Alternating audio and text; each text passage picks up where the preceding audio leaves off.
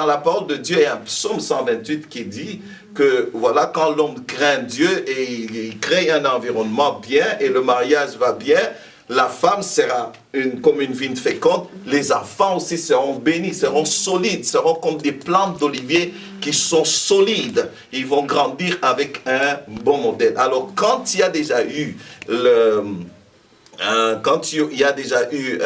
divorce, cela, c'est comme une malédiction qui se transmet sur les enfants et qui va peser sur eux. Dire pourquoi ce divorce-là ne sépare pas aussi les enfants. Est-ce qu'on a le un qui est devenu, les deux sont devenus un, le divorce vient déchirer. C'est ça le mot, ça déchire l'amour, ça déchire les cœurs, ça blesse en profondeur. Maintenant, les parents qui se retrouvent à divorcer, de temps en temps, par moment, ils ne calculent pas les conséquences. Parce que ce n'est pas eux qui vivront les conséquences, c'est la descendance qui vit les conséquences. C'est pour ça que la malédiction intervient. C'est une chose que j'ai entendue par-ci, par-là. Les parents. Il y a des parents qui ont déjà divorcé et qui ne donnent pas des bons conseils aux enfants. Quand les enfants sont dans des difficultés et ils voient leur histoire et ils essaient de reproduire cela dans les enfants et conduisent les jeunes gens au divorce. Alors c'est à toi qui es en train de penser à divorcer en ce moment, mets un frein et regarde un peu à ces enfants que tu as. Amen. Regarde ces enfants. Est-ce que tu veux vraiment que ces enfants soient maudits? Tu vas dire non, c'est pas moi qui maudis. Ok. La Bible te dit que si ça ne dépendait que de toi, sois en paix avec tout le monde. Persévère toujours. Tu peux croiser des difficultés dans la vie chrétienne. Mais tiens bon mon frère, il est le Dieu d'Israël. Alléluia.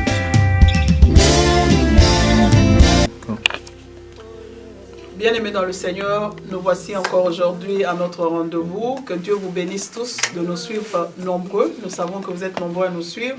Nous recevons vos lettres, vos coups de fil. Que Dieu vraiment vous bénisse. Nous sommes toujours en train de préparer une émission où nous allons continuer à répondre à vos questions. Si ce que nous faisons au téléphone n'est pas suffisant. Alors, que Dieu vous bénisse d'être nombreux à nous suivre. Nous vous accueillons tous au nom de Jésus. Nous allons commencer notre émission de ce jour avec le pasteur aujourd'hui. Nous allons parler des liens du divorce. Alors, les liens, le divorce est là, mais il a ses conséquences. Il amène avec lui des conséquences. Il laisse des traces, il laisse des blessures que personne ne peut bander. Alors, nous appelons ça lien. Nous allons parler de ça, vraiment que Dieu nous donne assez de temps pour que nous puissions entrer en profondeur. Nous savons que ça a frappé beaucoup de gens, ça fait des dégâts dans beaucoup de familles. Vraiment que Dieu nous donne la sagesse et l'intelligence et qu'il aide à ce que nous allons dire, partager aujourd'hui, aide chaque cœur qui est touché par ce qu'on appelle le lien de divorce. Que Dieu vous bénisse tous. Je vais passer la parole au pasteur. En ta parole, les oppositions se sont multipliées. Bien-aimés dans le Seigneur, que Dieu vous bénisse, que la paix de Jésus soit toujours dans vos maisons. Et nous sommes toujours dans la joie d'être là pour partager le peu que Dieu met dans nos cœurs pour vous. Pour nous soutenir, la Bible nous dit soutenez-vous mutuellement, priez les uns pour les autres, exhortez-vous, entretenez-vous par des psaumes, des cantiques, mais surtout exhortez-vous. Nous sommes là pour vous exhorter au moyen de la parole de Dieu, transformer les vies, les gens, les communautés autour de nous par la parole de Dieu, même une vie à la fois. Cela, c'est ce que notre Dieu veut. Alors, aujourd'hui, nous allons parler des liens du divorce. Nous allons essayer de voir comment est-ce que nous pouvons sortir de cette espèce de malédiction de divorce quand cela est déjà arrivé. Si chacun de nous, si chacun de vous, vous regardez dans votre passé, dans votre histoire, l'histoire de votre famille, vous trouverez soit des familles intactes, soit le divorce dans le mariage. Donc, c'est l'un des deux. Alors, famille intacte, c'est une bonne chose. Mais là où il y a des divorces, il y a de fortes chances que cette malédiction-là est restée sur les enfants qui ont grandi dans une famille où il y a déjà eu un divorce. Et vous regardez bien dans votre histoire, vous verrez une histoire de divorce. Plusieurs personnes qui se marient et qui divorcent. Voilà souvent ce qui arrive. Mais alors, cela est dû à quoi? Pourquoi est-ce que quand il y a un divorce déjà, c'est comme si une malédiction pèse sur les enfants? Comment je peux expliquer cela? Sans être trop mystique, bien-aimé, effectivement, maman appelait ça lien, mais moi j'appelle ça comme une malédiction. Pourquoi? Il y a quelque chose au-delà de notre entendement en ce qui concerne l'alliance. Le mariage commence toujours avec une alliance. C'est une alliance. Alors quand on brise cette alliance, c'est comme si une malédiction se répand et pèse sur les enfants. C'est comme si quand on brise l'alliance, on empêche les bénédictions qui doivent découler d'un bon mariage de se répandre sur les enfants. D'ailleurs, dans la parole de Dieu, il y a un psaume 128 qui dit que voilà, quand l'homme craint Dieu et il crée un environnement bien et le mariage va bien, la femme sera comme une vigne féconde, les enfants aussi seront bénis, seront solides, seront comme des plantes d'olivier qui sont solides. Ils vont grandir avec un bon modèle. Alors, quand il y a déjà eu le divorce, cela, c'est comme une malédiction qui se transmet sur les enfants et qui va peser sur eux. Voilà un peu en guise d'introduction ce que je peux dire en gros ce qui concerne. C'est une malédiction. Maintenant, vous allez me dire, ouais, ça c'est pour décourager les gens. Je ne suis pas venu ici pour décourager les gens, mais pour les aider à garder le mariage. Si vous vous trouvez déjà dans ce cas-là, ce n'est pas pour vous décourager. Pourquoi je dis cela?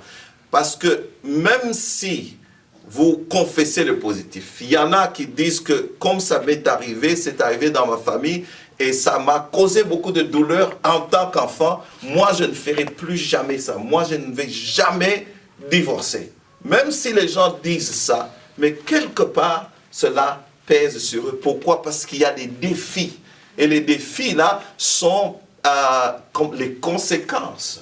Ces enfants-là, ils grandissent soit avec des méfiances, ils grandissent avec un manque d'engagement, ils grandissent avec des secrets, des choses qui se sont passées et qu'on ne veut pas parler. Ils grandissent avec... c'est des gens qui ont tendance à procrastiner, à remettre toujours à demain par peur d'échec, par peur, et donc ils ne veulent pas s'engager. Serais-je capable de soutenir un mariage? Donc il y a cette peur qui pèse sur eux, comme une certaine peur. Alors deuxième chose, un défi aussi, il y a un manque de modèle. Surtout pour les parents qui n'ont jamais pu se remarier, les enfants ont grandi et ils n'ont pas eu de modèle. Quand viennent les problèmes dans leur propre mariage, ils ne savent pas où aller. Ils vont peut-être regarder la télé, voir le modèle qu'ils voient, qui n'est pas un bon modèle. Donc, ils n'ont pas eu de modèle. Et voilà, tout cela pèse sur eux. C'est pour ça que j'appelle ça, c'est comme une malédiction. Je ne dis pas ça dans le mauvais sens, maudit ou malédiction. Non, ça pèse sur eux. Un manque de bénédiction qui découle des parents. Comme la Bible nous dit, quand il y a un bon mariage, les bénédictions vont de père en fils jusqu'à plusieurs générations après. Et quand il y a une mauvaise chose, un péché, ça va jusqu'à la 3e et à la 4e génération. Ainsi, vous pouvez voir plusieurs personnes dans la famille qui ne font que divorcer. Je vais vous donner une illustration avant de passer la parole à maman. Mon fils est dans une école publique de la place. Et je ne sais pas pour quelle raison ils ont fait ça. Je suis toujours en train de me poser la question. Je n'ai pas eu l'occasion de parler avec des autorités de l'école. Ils étaient dans la grande salle de gymnastique où toutes les classes se sont réunies là-bas. Alors, c'est les classes de 6e. Alors, et on a séparé, on a posé la question aux enfants. Qui sont ceux-là dont les parents se sont déjà séparés. En d'autres termes, divorcés. Sur un nombre d'à peu près 130 élèves, il y avait à peu près une dizaine seulement dont les parents étaient encore ensemble. Et cela, bien aimé, c'est une réalité. Surtout ici en Occident, aux États-Unis, Canada et aux États-Unis. Et maintenant, ça nous frappe aussi, nous, Africains qui venons ici. Et c'est une réalité qui est là.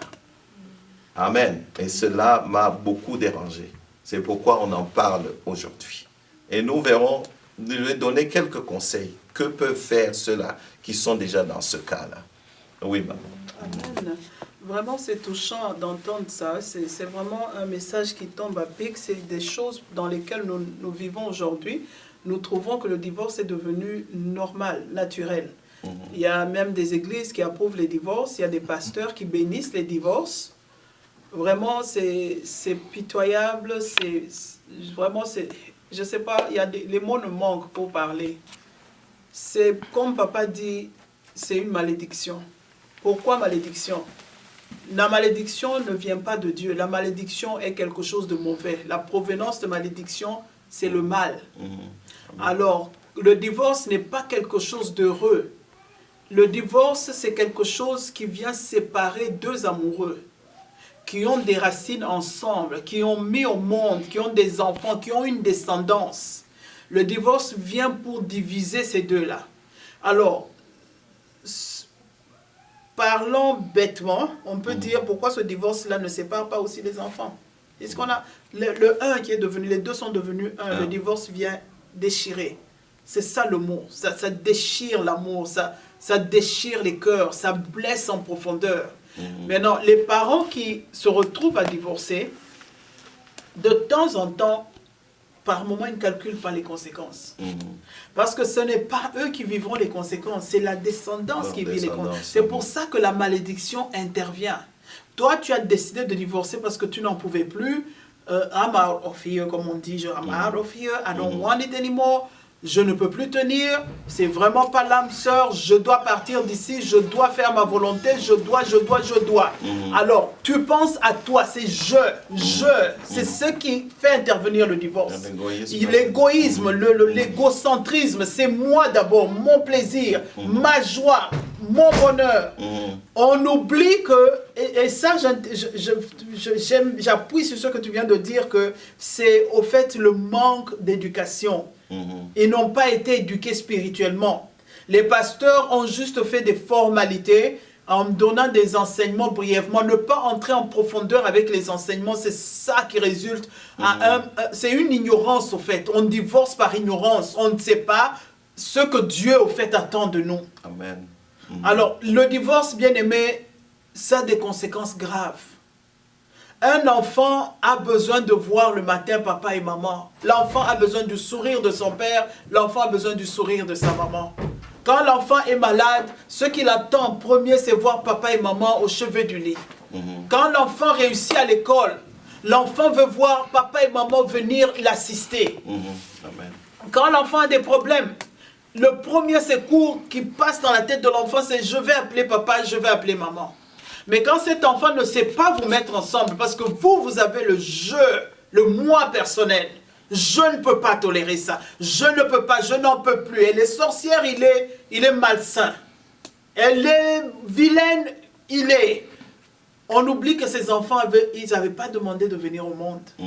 Ces enfants n'ont pas demandé d'exister. Alors, tu les as fait venir au monde, tu dois prendre tes responsabilités. Amen. Amen. Alors, ça, toi, tu as permis que le diable déchire tout ce qui a été déchiré. Même un habit, quand tu achètes un beau, à le voir. Quand il se déchire, même si on le coud, on essaie d'arranger, il ne sera plus le même habit. Ça ne sera plus... ça ne donnera plus le même éclat, ça ne sera plus très beau comme c'était. C'est exactement comme ça avec le divorce. On appelle ça malédiction parce que c'est le mal qui est entré, ça a déchiré, ça a mis des blessures intérieures, ça a créé quelque chose que les enfants n'oublieront jamais.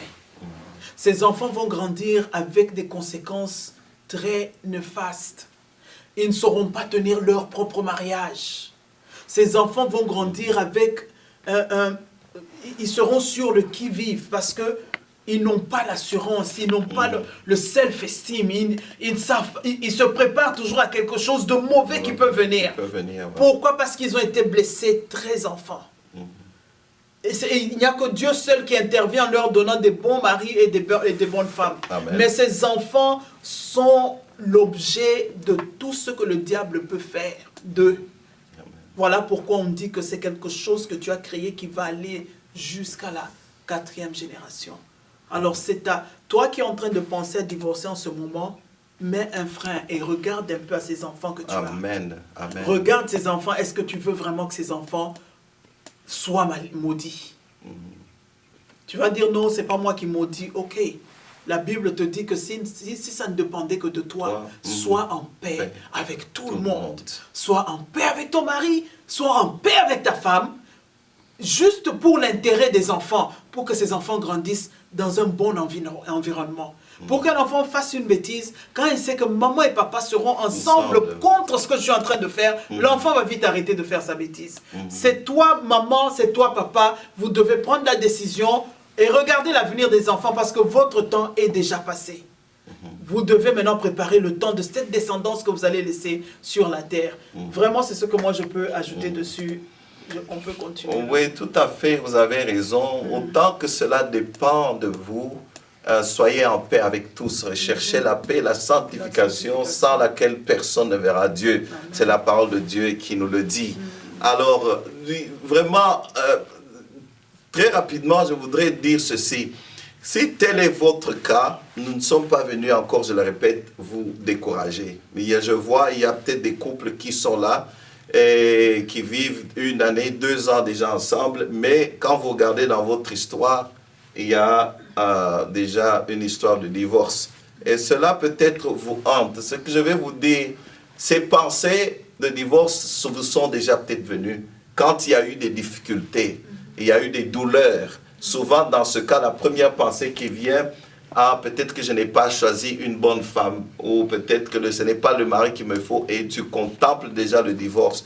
Je vais t'inviter à chasser vite ces pensées. Ces pensées peuvent venir, mais ne reste pas à contempler ces pensées pendant 1 heure, 2 heures, pendant des jours. Pourquoi j'insiste sur cela? Je voudrais vous inviter à vous approcher plus de Christ, à développer votre relation avec Jésus-Christ, parce que vous ne vivez pas dans le passé. Ça, c'est la première étape.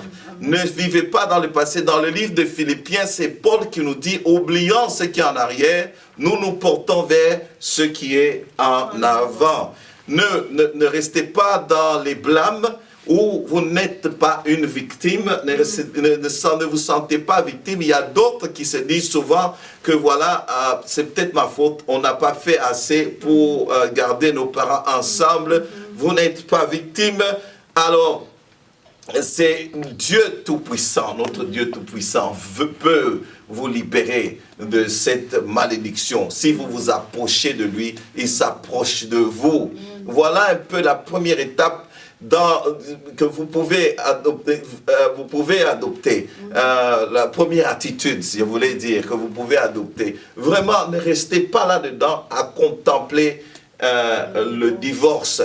Oui, pensez aussi à vos enfants. Le divorce n'est pas une bonne chose. Ça, le cycle ne fera que continuer. Il est temps que vous puissiez prendre la décision d'arrêter ce cycle-là. Et cela commence par une relation personnelle profonde avec Jésus-Christ qui rend toutes choses possibles, qui est capable de transformer les malédictions en bénédictions. Des choses qui étaient pour nous pour le mal, il retourne pour notre bien. Voilà la première étape, si je peux dire, avant de passer à d'autres. Oui, maman. Non, ce que je peux ajouter dessus, c'est que, comme papa dit, ne te sens pas coupable, ne dis pas non, c'est fini, ça y est, que ça ne pèse pas sur ta tête. Ce que tu peux faire, c'est vraiment regarder à celui-là qui a la solution à toutes choses. C'est Jésus-Christ, comme papa vient de le dire. Amen. Faisons attention de ne pas écouter les amis. Ce que lui, il vit ou ce qu'elle vit chez elle, ce n'est pas ce que toi, tu vis chez toi. Amen. Vous n'avez pas les mêmes fingerprints, vous n'êtes pas nés le même jour, vous n'êtes pas nés de la même famille, vous n'avez pas le même sort. Arrêtons d'écouter les amis. Écoutons les vrais hommes de Dieu. Écoutons la parole de Dieu, qu'est-ce qu'elle dit? Écoutons Dieu lui-même ce qu'il dit. Amen. Le salut est personnel. Amen. Amen. Le salut est individuel. Quand le moment viendra pour que tu entres au ciel et que tu fasses face à Jésus-Christ, tu seras seul. Même ton mari et ta femme que tu vois là ne seront pas avec toi. Les enfants ne seront pas là. Tes chers amis que tu aimes bien, qui te conseillent à divorcer, ne seront pas avec toi. Pas avec toi. Amen. Tu paieras tes pots cassés seul. Alors, bien-aimé, avant de faire quoi que ce soit, regarde celui qui t'a amené sur cette terre, Jésus-Christ. Il a un plan de bonheur et non de malédiction pour toi. Il te mène sur un chemin que lui, il trouve mieux pour toi. Il a permis cette épreuve d'entrer dans ton foyer, c'est pour réveiller ton attention spirituelle, pas pour divorcer. Tu as pris le mariage pour un acquis. Je te dis aujourd'hui que le mariage n'est pas un acquis. Il vient de Dieu. Amen. Tu as cru en tes fétiches, tu t'es appuyé sur la franc-maçonnerie. Eh bien, mon cher, je viens te dire aujourd'hui qu'il y a le responsable du mariage. C'est lui qui met, il trace les lignes, il a mis les règles, les ordonnances à suivre. Tu veux réussir, c'est à lui qu'il faut regarder. Amen. Alors, arrêtons d'écouter nos chers amis et nos amis qui nous aident vraiment à garder le mariage en nous faisant arriver au divorce. Surtout pas la télé, surtout pas Hollywood. Bien aimé. J'ajouterais aussi, c'est une chose que j'ai entendue par-ci par-là, les parents. Il y a des parents qui ont déjà divorcé et qui ne donnent pas des bons conseils aux enfants quand les enfants sont dans des difficultés. Et ils voient leur histoire et ils essaient de reproduire cela dans les enfants et conduisent les jeunes gens au divorce. Alors faites attention, écoutez plus la parole de Dieu, écoutez les hommes de Dieu, parce que les parents peuvent vraiment naïvement se retrouver dans cette situation-là. Le parent, c'est normal, le parent ne prendra que partie de son enfant. Voilà. Même si l'enfant est mauvais. Rares sont les parents qui voient l'intérêt général du couple. Il va dire, c'est ma fille, c'est mon fils, on l'a fait souffrir, on le fait souffrir. C'est pour ça que c'est l'épreuve, en tout cas les parents... À moins que vraiment tu aies une très bonne expérience, que tes parents aident à garder les mariages, là tu peux te confier en eux. Mais la première réaction d'un parent, ça sera prendre parti de son enfant. C'est pour ça qu'il faut faire intervenir les vrais hommes de Dieu. Il faut écouter la parole de Dieu et la mettre en pratique. Vraiment, ça va nous aider. Et pour ceux qui sont déjà dans le divorce, ils sont en train de se demander, mais maintenant, nous, vraiment, qu'est-ce qu'on est? Amen. Amen. Dieu te dit qu'il n'est jamais tard. Amen. Amen. Il n'abandonne jamais, il ne regarde pas selon nos péchés. Tu t'es retrouvé là-dedans, c'est peut-être pas ta faute, tu as peut-être hérité de ça, tu as peut-être fait une bêtise, une erreur. C'est le moment de rentrer à ce Dieu-là. Quand tu reconnais sincèrement tes manques, tu reconnais sincèrement tes fautes, il dit qu'il sait effacer ça et ça n'existera plus dans sa mémoire. Amen. Donc, quand tu as demandé sincèrement pardon à Dieu et qu'il a déjà effacé ça, c'est à toi maintenant d'enlever la culpabilité et de regarder de l'avant. Cela ne veut pas dire qu'on entête les gens à divorcer et aller demander pardon à Dieu. Dieu voit le cœur. Il sait quand tu l'as fait par erreur et il sait quand tu l'as fait sciemment. Alors, c'est à toi d'être sérieux avec ton Dieu et Dieu sera sérieux avec toi.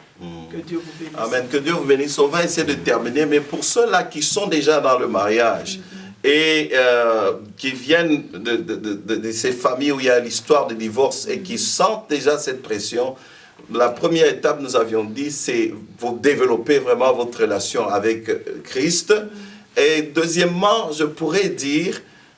et la fois prochaine, nous allons parler de ceux-là qui peut-être ne sont pas encore mariés, mais qui se disent quoi faire pour éviter cela.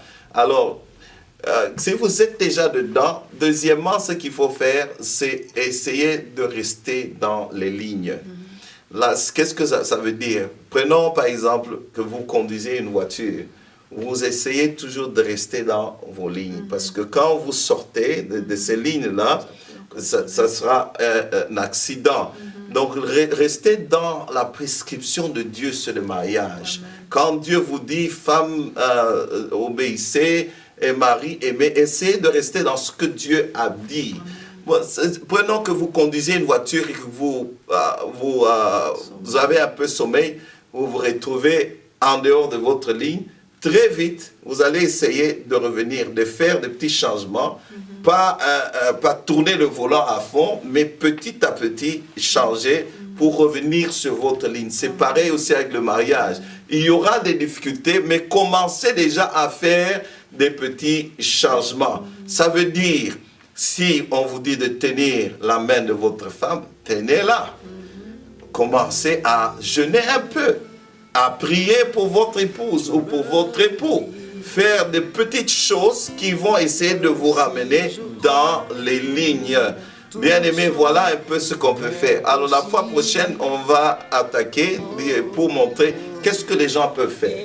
Par exemple, une bonne préparation spirituelle avant d'entrer dans le mariage. C'est pourquoi on vous exhorte toujours. Quand nous donnons des conférences, venez passer le temps. Nous enseignons d'une manière profonde et nous nous étalons sur ces sujets-là. Et nous avons des activités. Venez et soyez préparés. Que Dieu vous bénisse. Nous sommes obligés de nous arrêter là. Le temps nous sommes à la fin. Nous allons continuer la fois prochaine sur ce sujet. Amen. Gloire au Seigneur. Que Dieu vous bénisse. À la fois prochaine. Que Dieu vous bénisse. Quand j'ai cru, les oppositions se sont multipliées contre ma vie. Satan, ainsi que ses démons